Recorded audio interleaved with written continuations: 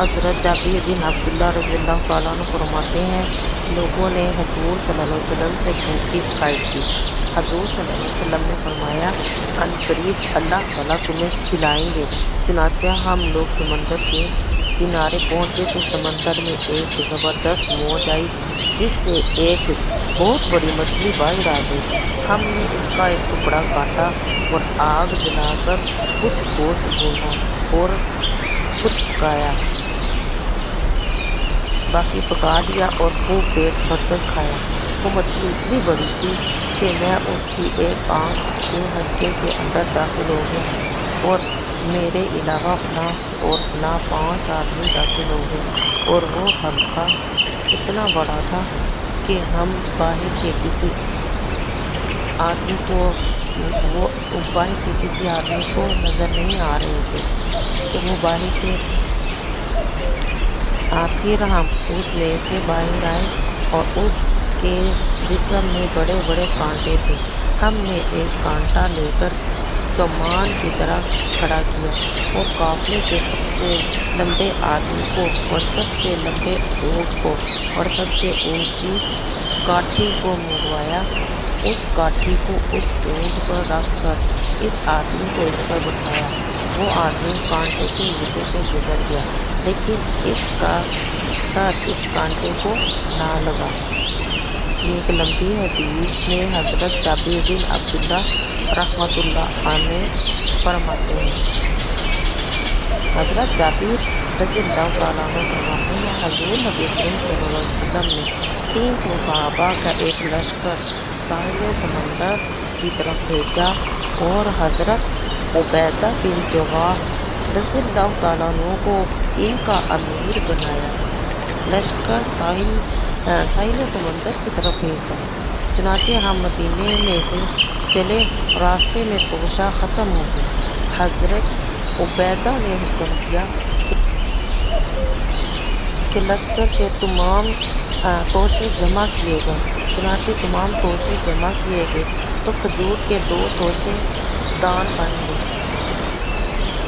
حضرت عبیدہ رضی اللہ تعالیٰ عنہ ہمیں ان میں سے تھوڑا تھوڑا روز دیتے، پھر یہ توشے دان بھی ختم ہو گئے اور ہمیں روزانہ صرف ایک کھجور ملنے لگی۔ راوی نے حضرت جابر رضی اللہ تعالیٰ عنہ سے کہا، ایک کھجور سے کیا بنتا ہے؟ اور ہمیں روزانہ صرف ایک کھجور ملنے لگی۔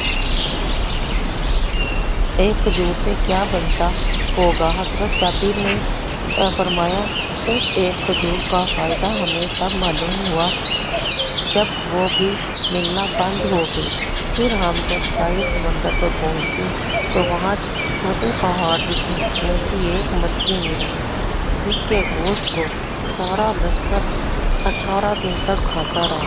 دوسری روایت سے معلوم ہوتا ہے کہ بعض صحابی رضی اللہ تعالیٰ عنہ 1 ماہ تک کھاتے رہے۔ پھر حضرت عبیدہ رضی اللہ تعالیٰ عنہ کے فرمانے پر اس مچھلی کے 2 کانٹے کھڑے کیے گئے اور ایک اونٹنی پر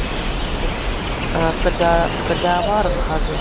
پھر وہ اونٹنی ان کانٹوں کے نیچے سے گزری اور اس کا سر یا کوہان کانٹوں کو نہ لگا۔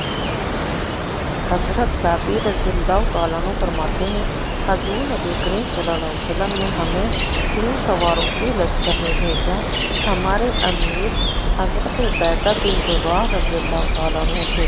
ہم قریش کے ایک تجارتی قافلے کی گھاٹ میں گئے تھے۔